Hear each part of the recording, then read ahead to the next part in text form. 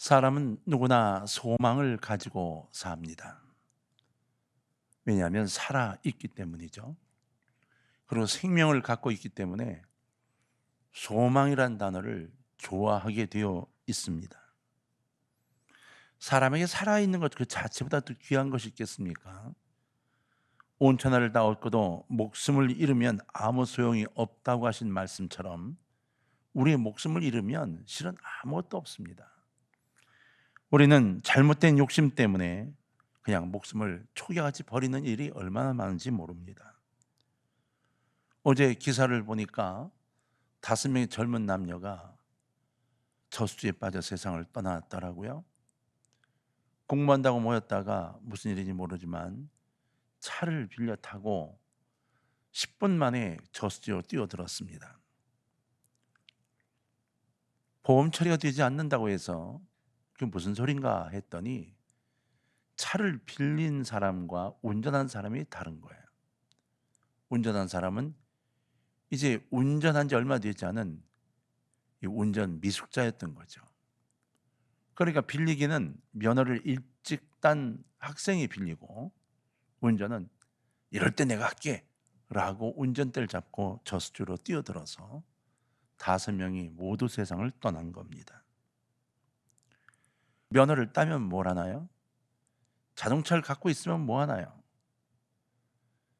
아무리 든든한 것을 갖고 있어도 이 땅을 떠나고 나면 아무것도 아닌 거죠. 소망과 희망은 사람으로 하여금 살아갈 힘을 줍니다. 희망이 없어지면 죽은 것과 같습니다. 그러니까 희망의 반대인 절망, 이 절망이란 단어는 죽음을 의미할 수도 있게 되는 거죠. 그래서 저 희망도 없어 저놈은 하는 이야기는 여러분 굉장히 무서운 욕일 수 있습니다. 사람 취급을 하지 않는다는 겁니다. 사람들은 세상을 살아가며 희망을 품고 살아갑니다. 그러나 희망대로 되지 않는 경우가 얼마나 많은지 몰라요. 희망대로 된다고 하더라도 착한 만족을 얻기는 더욱 힘이 듭니다. 왜냐하면 인간의 희망은 가시적이면서 현실적이고 임시적이기 때문입니다. 사업을 하는 사람은 돈을 얼마나 벌어야 만족을 느낄까요? 공부를 하는 학자들은 대체 얼만큼 깊이 있고 넓은 지식을 가져야 만족감을 갖게 될까요? 정치를 하는 사람이 대통령이 되면 만족해야 할까요?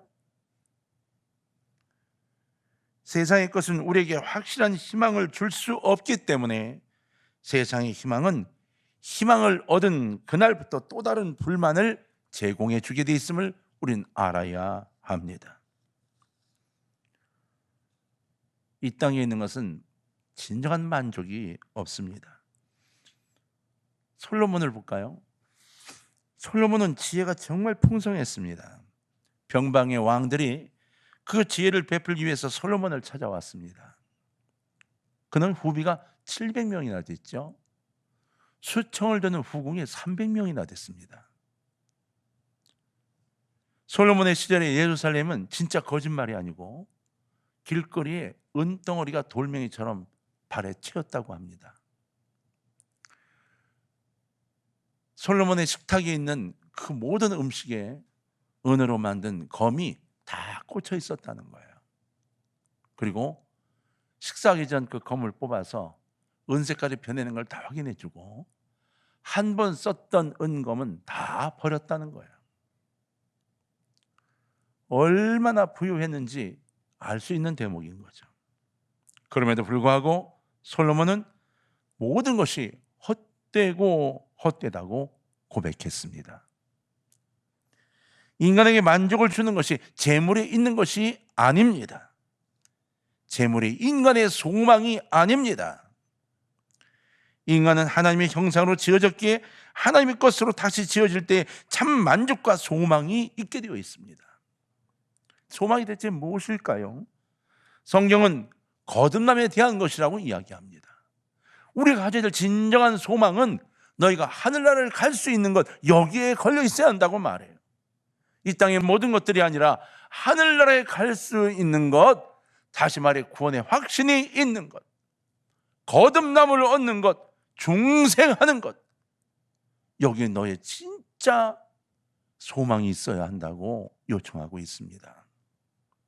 오늘 베드로는 이 본문 속에서 거듭남에 대해 엄청나게 강조를 하고 있습니다. 그리고 거듭남의 비밀을 우리에게 알려주고 있죠.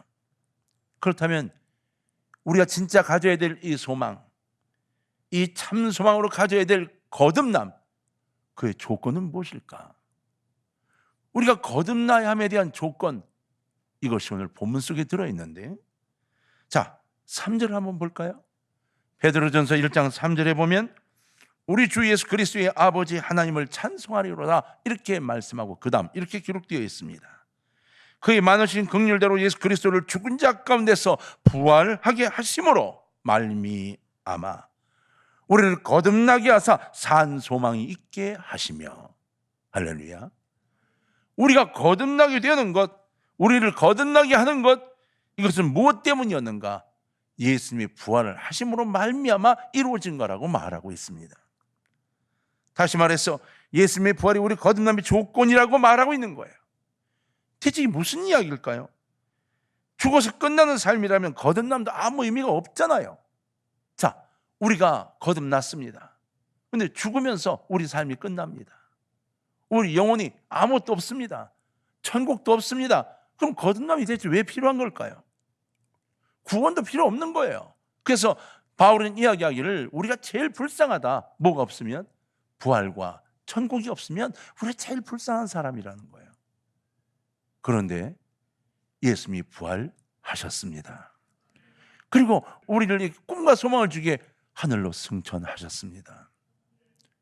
우리가 왜 거듭나야만 할까에 대한 분명한 동기부여가 된 거예요. 예수 그리스도의 부활, 이것은 우리 모두가 거듭나야 한다는 소망을 갖게 해주는 진정한 소망인 것입니다. 우리가 다시 살려면 거듭남의 확신이 있어야 합니다. 우린 영원히 사는 삶을 살고 있기에 죽음도 두려워하지 않을 수가 있습니다. 이 세상에 지나친 미련을 가지고 죽기를 거부하는 사람은 하나님 나라의 좋은 백성이 될 수가 없습니다. 세상에 미련을 잔뜩 두고 사는 사람들이 얼마나 많은지 모릅니다. 그래서 이 사람들은 죽기가 너무 힘이 들어요. 안 죽으려고 마약 바동바동 됩니다. 웬 미련이 그렇게 많은지 돈으로 목숨을 연장하려고 애를 씁니다. 반면에 영원한 삶의 소망을 갖고 있는 사람은 죽지만 죽음을 두려워하지 않습니다. 살지만 이 삶에 지나친 미련을 갖지 않습니다. 기독교는 부활의 종교입니다. 생명의 종교입니다. 그래서 그 영원한 생명과 부활, 가슴에 간직하여 이 땅에 있는 사람들의 큰 동기를 부여하지 않는 거죠. 이 땅을 살아가면서 하나님 영광을 위한 삶, 그리고 하나님이 기뻐하시는 사람들을 오히려 기뻐할 수 있는 이유는 부활의 신앙을 갖고 있고 거듭남의 확신이 우리에게 있기 때문인 겁니다. 아무리 큰 물고기라도 죽으면 물에 떠내려갑니다. 아무리 작은 물고기도 생명이 있으면 이 물을 거슬러 올라갑니다. 생명이 있는 물고기는 짠 바닷물에 살아도 그 살은 절대로 짜지지 않습니다. 생명 있는 물고기는 거슬러 올라가며 사람들에게 생동감을 줍니다. 우리 영혼이 다시 사는 이 중생, 우리 영혼이 다시 사는 거듭남, 천국에서 영혼이 사는 부활의 기초를 두고 있는 이 구원의 확신, 이것이 부활의 확신으로부터 옴을 믿으시기를 바랍니다. 이 부활의 확신이 우리의 중생의 조건이며 중생한 사람은 부활의 신앙 속에 살아갈 수 있게 되어진다고 베드로는 오늘 우리에게 약속하고 있습니다. 우리 주 예수 그리스도의 부활, 이것이 여러분 가슴속에 기쁨이 되시나요? 예수님의 부활이 정말로 믿어지시나요? 그렇다면 우리는 거듭난 사람이 되어 있을 확률이 굉장히 높습니다. 이미 예수 그리스도의 죽음을 통해 내가 구원받았음을 믿고 있나요? 거듭남이 확신되나요? 중생이 분명히 내 마음속에 와 있나요? 그렇다면 우리는 부활신앙을 갖고 있는 사람들인 겁니다. 우리도 부활할 줄로 믿고 있으니까. 두 번째, 이 거듭남은 중생과의 관계 속에서 이 거듭남, 이 중생은 소망이라는 증거를 남겨줍니다. 다시 말하면 거듭난 사람들은 다른 사람들이 갖지 못하는 소망을 가질 수 있도록 주시는 축복을 받게 된다는 거예요. 여러분, 베드로는 본문 3절 마지막에 우리를 거듭나게 하사 산 소망이 있게 하시며 이렇게 기록했어요. 산 소망이 있게 하시며. 거듭난 중생의 삶을 사는 사람은 소망이 있습니다. 그것도 산 소망이 있습니다. 중생은 그 자체가 소망이기 때문입니다. 중생의 소망을 가지고 사는 것이 얼마나 행복한 삶인지 모릅니다. 대부분의 동양권에서는 이 환생과 전생에 관한 관심을 굉장히 많이 갖고 있죠. 사람들은 잠시 전생에 대해 관심이 많습니다. 그래서 뭐 체면을 걸어서 전생에 대해 알아보겠다든지 어디 가서 전생에 알아본다든지 다음에 내가 다시 태어나면 이런 굉장히 많은 관심을 가지고 있고 드라마에도 그런 내용을 굉장히 많이 하고 있습니다. 왜 이런 것에 관심을 가질까요? 다시 태어나면 더 나은 삶을 살고 싶어하는 욕심 때문입니다. 사람들은 왜 잊지도 않은 이 환생, 잊지도 않은 전생에 관심을 갖는가? 왜 그 전생과 환생에 관심을 갖고 다시 태어나면 좀 더 멋있게 살아봐야지 하는 생각을 갖게 될까요? 바로 중생에 대한 믿음이 없기 때문입니다. 거듭난 믿음, 내가 천국 간다는 믿음이 없기 때문입니다. 환생과 전생은 없습니다. 근데 거기에 의지하고 매달려 살 생각이 바로 지금의 삶이 자신이 없기 때문입니다. 내가 이 땅에서 눈을 감고 눈을 뜨면 주님이 자다 일어났니? 그러면서 나를 이끌어 주신 것에 대한 믿음을 갖고 있지 못하기 때문인 겁니다. 우리는 믿음으로 구원을 받았습니다. 그리고 소망 안에서 사는 사람들입니다. 우리의 생활 속에서 소망이 무엇인가를 돌아보십시오. 지금 이 사회가 소망의 방향이 너무나 많이 바뀌었습니다. 자본주의 사회 폐단으로 완전히 오염되고 말았습니다. 그래도 1900년대 초까지는 이 땅에 거의 많은 사람들이 예수님을 믿는 믿음이란 소망을 갖고 살았는데 지금은 이 소망이 재물이 되고 말았습니다. 사람들이 지향하는 소망마저 물질적으로 변질되고 말았다는 겁니다.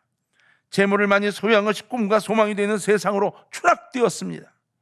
재물은 삶의 수단임에도 불구하고 우리는 언제부터 삶의 목적으로 바뀌어 있는 것을 발견하지 못하고 있어요. 여러분 어떤가요? 재물이 여러분의 수단입니까? 아니면 목표입니까? 막스 웨버는 자본주의 윤리의 최고의 선은 돈을 많이 벌고 더 버는 것, 이것이라고 강조했습니다. 과연 그럴까요? 자본주의적 경제 질서는 화폐 정식의 소명에 대한 몰두를 필요로 한다고 주장했습니다. 과연 그럴까요? 우리가 깨달아야 할 것이 있습니다. 재물이 우리의 삶에 굉장한 것을 줄 것 같지만 그렇지 못합니다. 돈은 우리에게 소망을 줄 수 없으며 우리 인생의 목적이 될 수도 없습니다. 바울은 고린도전서 13장 13절에서 그런즉 믿음, 소망, 사랑 이 세 가지는 항상 있을 것인데 그 중에 제일은 사랑이라고 말씀했습니다. 그러면서 믿음, 이 사랑과 함께 소망이 항상 있다고 강조했어요. 누구에게? 우리에게. 우리가 누굽니까? 바로 거듭난 그리스도인들, 우리 성도에게입니다. 여러분 잠깐만 돌아보십시오. 아니 뒤를 보시라는 게 아니고 여러분 마음을 좀 돌아보십시오. 힘들고 어렵지요? 그런데도 우리에게는 저 속에서 피어오르는 소망이 있습니다. 기도하면 된다는 꿈이 있고 믿음이 있습니다. 그것을 내가 찾아내지 못하니까 불안해하는 것이지 가만히 살펴보면 언제부턴가 나와 함께 하신 하나님, 기도하면 하나님 내 길을 인도하신다는 믿음이 있어서 그 소망을 간직하고 나를 발견하게 됩니다. 우리는 성도이기 때문입니다. 소망은 있어야 하고 소망은 확실해야 합니다. 중생은 소망을 제공합니다. 중생은 참 소망을 알게 합니다. 그리고 거듭남, 이 중생은 하늘의 소망이며 산 소망이 됩니다. 여러분 오늘 여러분 가슴속에 숨어있는 소망을 일궈내시기를 주의 이름으로 부탁합니다. 내 소망이 뭔지 모르겠다고요? 조용히 기도하며 두 손 모으세요. 그리고 내 소망을 찾기 시작하세요. 주님이 여러분이 주신 소망들이 새록 깨달아지고 떠오르게 될 겁니다. 세 번째로 거듭남의 결과는 무엇인가? 베드로는 1장 5절에서 너희는 말세에 나타내기로 예비하신 구원을 얻기 위하여 믿음으로 말미암아 하나님의 능력으로 보호하심을 받았느니라 이렇게 말했어요. 여러분, 거듭난 사람, 중생한 사람은 하나님의 보호하심을 받습니다. 이처럼 감사한 게 또 어디 있나요? 이거는 중생의 결과예요. 하나님이 성도가 되면, 내 자녀가 되면 단호하게 보호해 주시기 시작을 하십니다. 거듭난 사람은 하나님의 자녀이기 때문에 하나님의 능력으로 보호하심을 받게 됩니다. 하나님의 사람들이 이 세상에서 보호하심을 입는 것은 하나님의 선물인 거예요. 이거는 이미 이스라엘을 통하여 얼마나 많은 것으로 증명됐는지 모릅니다. 여러분, 믿음이 적었을 때도 하나님은 그들과 동행하셨습니다. 그리고 그들을 다른 민족으로부터 보호하셨습니다. 하나님을 다 떠나고 난 후에야 그들이 어려움을 겪게 만들었지만 또다시 이스라엘을 붙잡고 계십니다. 요즘 이스라엘 찬송을 좀 자주 듣다 보니까 그 이스라엘 유대교를 믿는 사람들이 부르는 찬송 속에 모시아기라는 단어가 굉장히 많이 나옵니다. 멜렉이라는 단어가 굉장히 많이 나와요. 뭐가요? 아직 그들 메시아를 기다립니다. 그리고 멜렉, 왕이란 뜻인데 멜렉, 왕 중의 왕, 하나님을 찬양하는 소리를 지금 이게 여러분 너무 놀라운 게, 우리는 이게 찬양입니다. 그죠? 찬송인데요, 이스라엘 사람들은 그게 가요입니다. 가요에 하나님을 찬양하는 내용이 가요로 되어 있습니다. 그냥 부르는 찬송이 아니고 관객들을 모아놓고 그 콘서트홀에서 부르는 가요입니다. 가요에서 아도나이, 아바, 멜렉 이런 단어들이 얼마나 많이 쏟아져 나오는지 몰라요. 그들은 아직도 예수님을 믿지 않지만 하나님 우리와 함께 할 거라는 믿음을 가지고 있는 사람들이 있다는 겁니다. 하나님이 그들을 그래서 지금도 당신이 약속한 대로 붙잡고 계시고 이끌어가려 하시고, 지금 예수 그리스도를 통하여 구원받은 우리 모두에게 하나님 나의 자녀가 되었으니 내가 책임지겠다고, 내가 너를 보호하겠다고 말씀하고 계신 겁니다. 여러분, 악한 마귀의 전쟁만이 아니라 이 땅에서 악한 마귀가 조종하는 수많은 사람들과의 싸움에서도 우리는 이겨낼 줄로 믿는 믿음을 가지시기를 바랍니다. 우리는 영혼만이 잘 되는 게 아니라 범사가 잘 되고 강건하게 되는 이 땅과 그리고 하늘나라에 대한 내생과 금생의 축복을 받게 되어 있습니다. 거듭남의 중생은 천국만이 아니라 이 땅에서도 복을 받는다는 거예요. 이 땅에서도 잘 살아갈 수밖에 없습니다. 지금 못 산다고 여러분 제발 주저앉지 마십시오. 꿈을 버리지 마십시오. 그리고 내일을 바라보십시오. 우리 아이들이 남의 아이들만 못하다고 꿈을 버리지 마세요. 하나님이 그 아이들을 사용하실 겁니다. 그리고 믿음을 세우는 우리를 세우셔서 하나님 웃을 날을 만들어 주시고 하나님의 마음대로 쓸 수 있는 그날을 분명히 만들어 주십니다. 이게 하나님의 약속이십니다. 거듭난 사람은 하나님의 나라에서 잘 되는 것뿐만 아니라 이 땅에서 잘 될 수밖에 없다고 말씀하고 있는 거예요. 하나님은 우리의 도우심이십니다.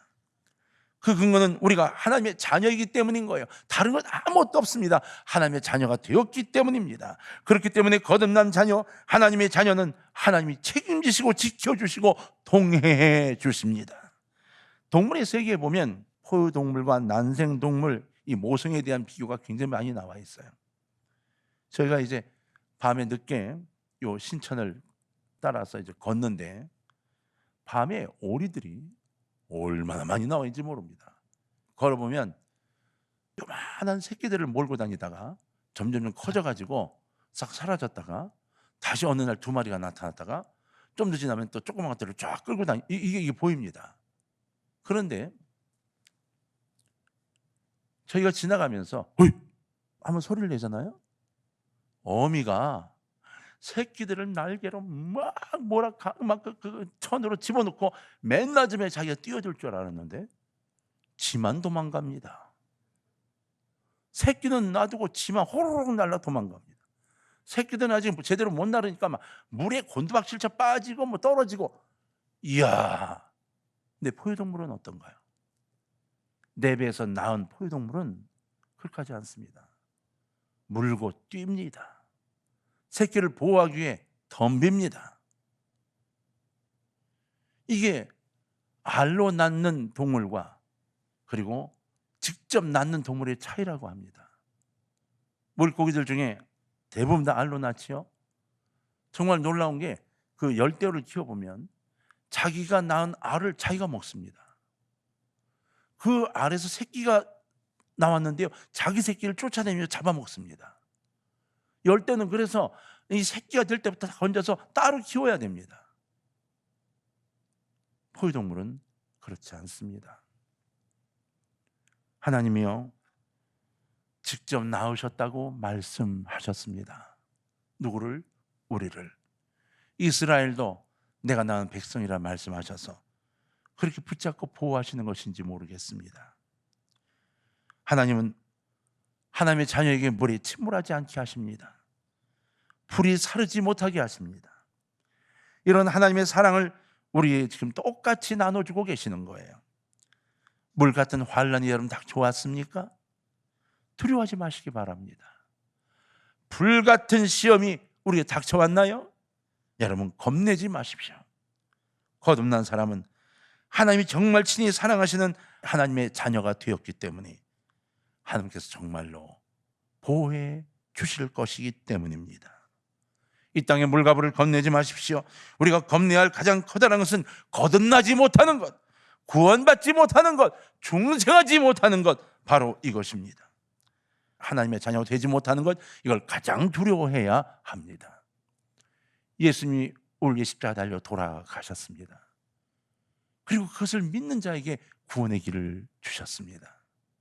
사랑하는 동광의 가정 여러분, 오늘 우리를 위해 피 흘리신 예수 그리스도, 우리를 위해 고난당하신 예수 그리스도, 우리를 위해 부활하신 예수님을 여러분 심령의 주인으로 모시는 역사가 있기를 주의 이름으로 축원합니다.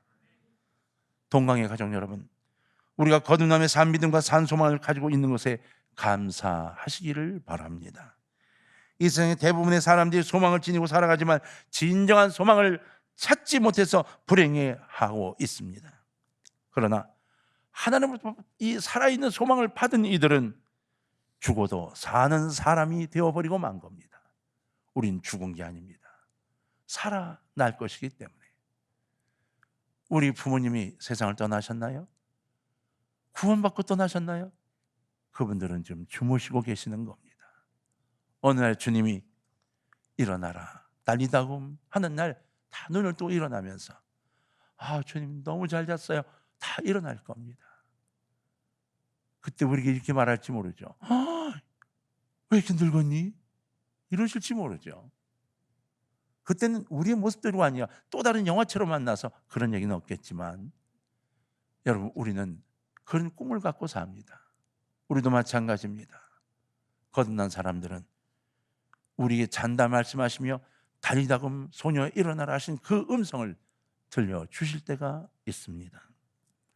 이 거듭남을 통한 소망, 그리고 거듭남을 통한 은혜, 거듭남을 통한 하나님의 약속이 여러분 우리 모두 속에 꽉 자리 잡기를 주의 이름으로 축원합니다.